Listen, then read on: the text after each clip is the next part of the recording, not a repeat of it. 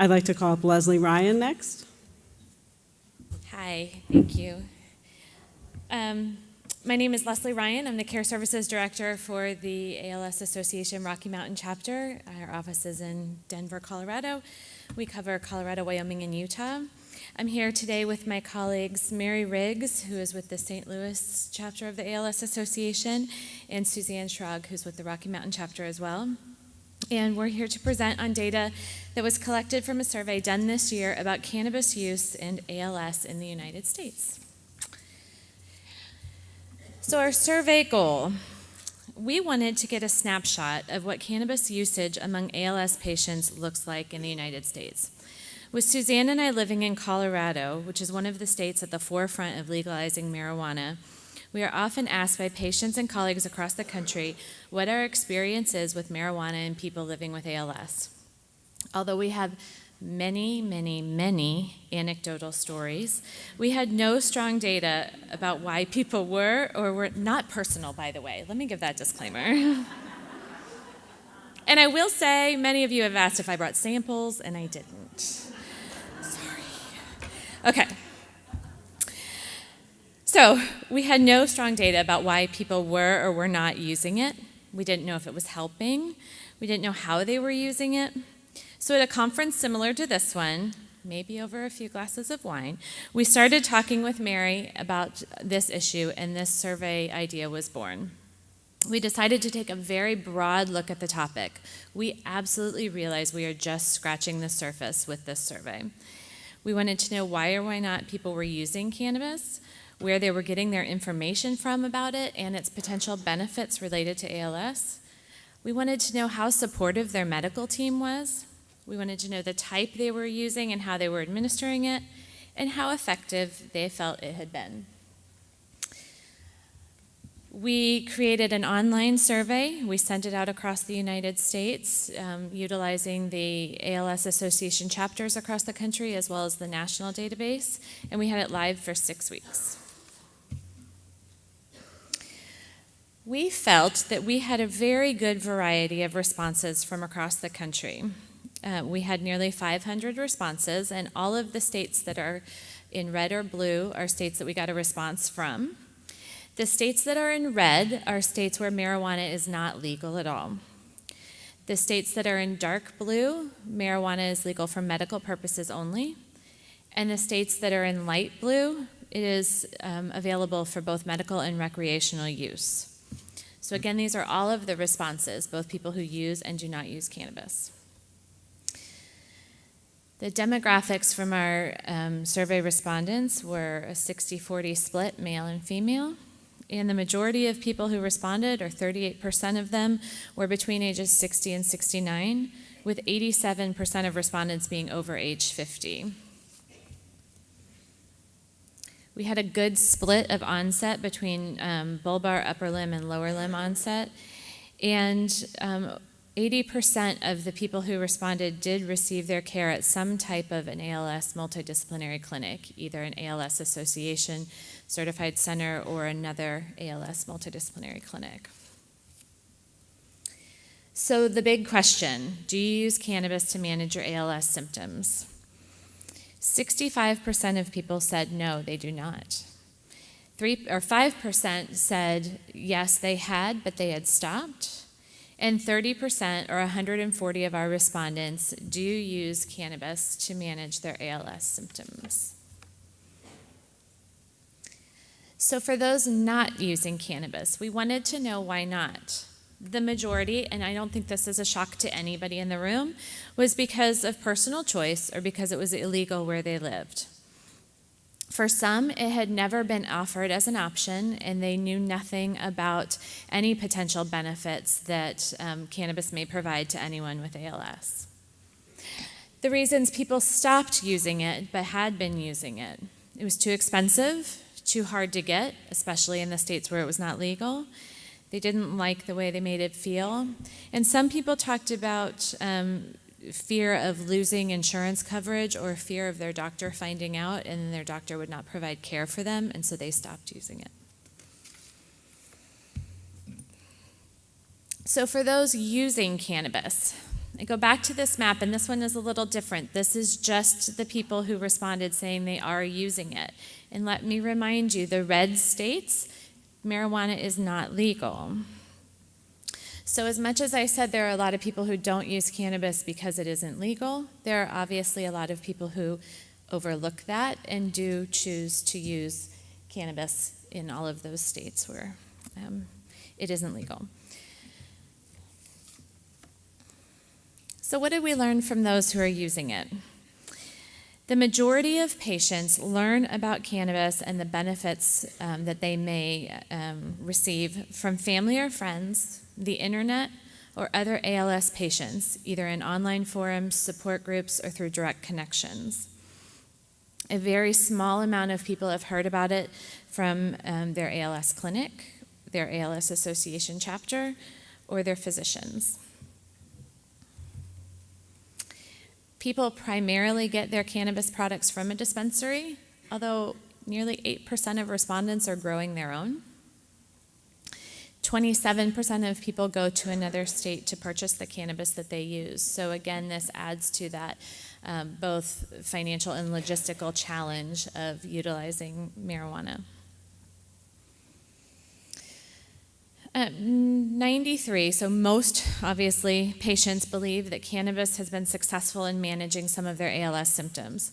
Over and over again, we heard about pain relief, helps with muscle cramping and muscle spasms, decreasing anxiety, helping people sleep, and helping with weight loss because it was stimulating their appetite. By the way, Sarah also made it a point to say she put this right before your snack break. Again. Most people use edibles, smoking, vaping, or oils to administer the cannabis. We also heard from people who were using creams, patches, nasal or mouth sprays, capsules, tablets, tinctures, so a huge variety. And there was this 1/3, 1/3, 1/3 split between people who were using marijuana that was primarily THC. So for those of you that don't know, that's what gives you the high. 1/3 were reported using primarily CBD, which is more of the medical benefit of marijuana. And 1/3 did not know what they were using at all. This to us spoke volumes that we need education on not only the benefits of cannabis and ALS, but all the different types that might be available and also ways to administer it. So we wanted to get an idea of how the medical community was supporting patients who choose to use cannabis. In Colorado, I've got a fabulous neurologist who works primarily with MS patients, and he's doing a lot of cannabis research. So it's great to have him as a resource, but I also know that the medical director at one of our clinics is very standoffish about it. So we run the gamut regardless of where we live, I think, and so we were just curious to know. The thing that I think I was most surprised about doing this survey was that 44% of patients have not ever even discussed their cannabis usage with their healthcare team. This to me is kind of scary, but also if you think about the fact that the majority of states it's still illegal, it also kind of makes sense. The good news is that almost an equal amount, 43%, felt like their doctors and team were supportive. A very small percentage of people said that their neurologist was prescribing it, and an even smaller amount said that they were absolutely told not to use it. The next few slides will focus on the social and emotional impact of using cannabis. This was as important to us as the physical benefits. We asked open-ended questions about their experience and have included some of the responses here for you to read. When it comes to their ability to complete daily tasks, 57% of people said that they felt cannabis had a positive impact on their ability to complete their ADLs. They said they had more energy, less fatigue, they were sleeping better, they had improved movement due to decreased muscle cramping and limited pain, and that they had increased appetite, so they were actually able to eat easier. 69% of people think that it helps them cope with the disease and the progression. This emotional impact is one of the most important things we heard about from some of our patients. They said it put them in a better mood, calms anxiety, gave them hope and improved attitude, helps with depression, helps with coping since the pain is addressed. This respondent said took their mind off the diagnosis because they weren't thinking about it all the time because their pain wasn't an issue anymore. It improved their sleep, restored their sense of humor. So these are all great benefits for emotional coping. Although I do want to share one response from someone that I found was very insightful. He said, "This is a tricky question. At first it did help me stop stressing so much about having the illness. Now sometimes I wonder if I rely on it too much to help numb the mental pain instead of dealing with it in other ways." So like anything else, none of this is cut and dry. Quality of life. 91% of people believe that using cannabis has increased their quality of life. This wasn't necessarily surprising to us because if it wasn't increasing their quality of life, I would think most people would choose not to take it anymore. But you never know. Again, decreased anxiety and stress, improved calmness, improved sleep, less pain, less cramping, less twitching, less muscle stiffness, decreased depression, no more drooling, decreased lability, increased intimacy and sex drive, increased ability to participate in social situations. You may have seen a theme over the last 3 slides. These are all extremely intertwined, and we saw some common themes. Improvements with pain and reduced cramping, as well as decreased anxiety and depression, make sleep better, and sleep makes everything better.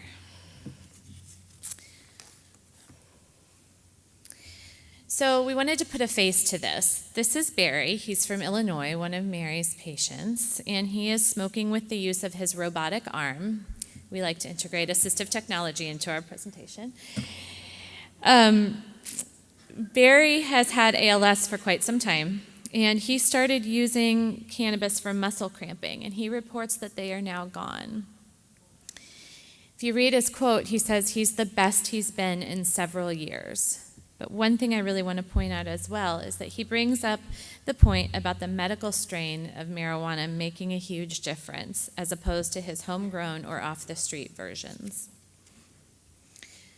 So now what? We absolutely need educational materials and information about cannabis use in ALS, not only for our patients, but for the medical professionals who are providing support for them. We need studies on the effects and benefits, and we need to continue the conversation about potential benefits and risks to this population. We, again, are just scratching the surface of this. During this data review, we identified many other areas of interest to pursue related to cannabis and ALS, and we are also extremely excited by the work of others. The neurologist that I mentioned in Denver that works with mostly MS patients has just this week released almost a package insert for cannabis. So I'm really excited to review that and see where that goes. And there's a lot of other things happening. So we're super excited about this because obviously this data told us that for a good percentage of the ALS population, it is something that they're using and they feel that there's a benefit, but they need more information for both the patient and provider so that we can empower them to make informed decisions about their care. I want to say a quick thank you to Jan Herhold. She is a volunteer with the ALS Association St. Louis chapter who lost her husband to ALS, and she helped do all of our data analysis, and she was just amazing. I want to thank the ALS Association chapters and national staff who helped distribute the survey. I want to thank Mary and Suzanne for working on this project with me and doing a lot of the work, and me drawing the short straw to stand up here. And I most importantly want to thank all of the patients who took the time to respond to the survey. We were really, really excited to get the response that we did. Here's our contact information, and any of you are obviously welcome to contact us with any questions, and thank you very much.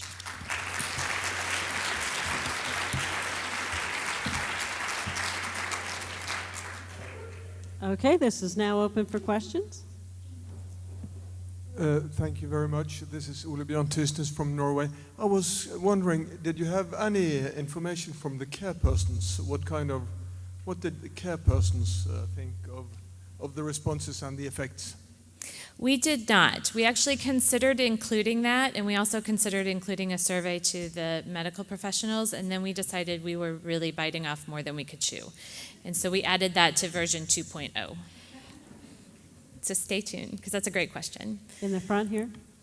I'm Dallas Forshu from San Francisco, and I think San Franciscans have been using marijuana for a very long time. But we do regularly recommend it to our patients for all of the reasons that you have described. But we never recommend smoking. Number one, you can't titrate the amount very well with that, and it's not good for the lungs. And edibles, we've had a couple of patients do poorly with edibles because they take longer to take effect, and then they take another, and then maybe another, and then they get an anxiety attack or something. Yes. So we really like drops or a little spray under the tongue, and it's much more controlled. Great, thank you for that. We have found the same thing in Colorado with the edibles, with cannatabs and drops and sprays orally have been really successful. And then lotions for the muscle cramping has been really beneficial from what we've heard. All right, in the back. Hey, is it on? Hey, this is great. Thank you, Mary. Rob Goldstein, ALS TDI. I just, this is awesome research, and I just think it's important that it continue, that we get longitudinal information about the long-term use and how that use may change over time to see some of these benefits continue. So I would just suggest adding that to the follow-up. Absolutely, thank you. In the front. I'm Pamela Cazzoli with the ALS Care Project in Ohio. Very nice presentation, Leslie. Thank you. I just have a question about cannabis. I have no experience with it. Does it depress the respiratory? And would it be a respiratory risk with patients using non-invasive ventilation? I am not certified to answer that. Anybody in the room that is? I think I agree with what Dallas's point was with smoking and utilizing it that way, but as far as the cannabis itself, not that I'm aware of, but not a medical professional to answer that officially. Do you know the answer?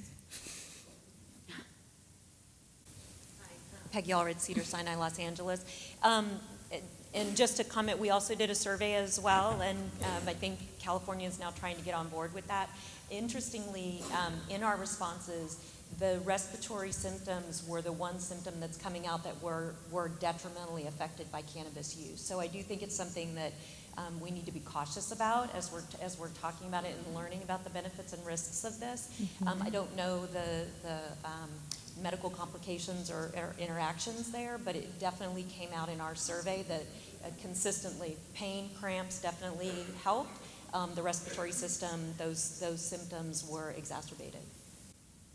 Thank you for that. I think it speaks to needing more information about the risks and benefits and also the types available to use. If you're using a CBD product in a cream form and you're able to put it right on a muscle area versus inhaling or ingesting, just kind of, there's a lot out there that we need to have a bigger, clearer picture on. Munchi Shah from Boston. I'm an advocate for integrative care. Congratulations, very impressive work. My question is about the side effect, because antidepressants have the side effect of dry mucus constipation, and that can be dangerous for ALS patients with respiratory problem. And just this lady asked the question, the ALS patient, when they take this, they have increased respiratory issue. Is that related to the dry mucus, potential dry mucus side effect of cannabis? It definitely could potentially be, and I know some of my patients utilize cannabis products specifically to get dry mouth because they're trying to help with the excessive drooling. So it's again one of those balance things. Is there one more question? Angelica from Florida. Did you notice any cognitive changes in the patients that use cannabis versus the ones that are not? Made her laugh. Since this was just a survey that was done, it wasn't something that, we weren't following specific patients longitudinally. We didn't collect any of that data. And anecdotally, I can say, I'm looking back at Suzanne too, who will say, potentially yes, over time, some of them. But it was not gathered in this survey data. Sorry, hi. So there was a percentage of individuals who previously were taking cannabis and then stopped.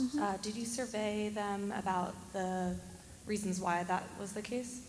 Yes, we did. So it was either it was too expensive, too difficult to get, they didn't like the way they made it feel. Some of them were afraid of losing their insurance coverage or their coverage by their provider. A variety of reasons, but for the most part it was insurance coverage and, or not insurance coverage, the expense of it all. I'm Mary that did this with her. There was a small percentage of patients that pointed out there was some respiratory distress, and that's why they had stopped, or respiratory changes, as they described it. But we don't know what that means, because it was an open-ended question. I think we're going to stop here now, and you can catch up with her later. That was kind of the plan, to have her go right before snack time. There's no guarantee of any brownies or anything. And just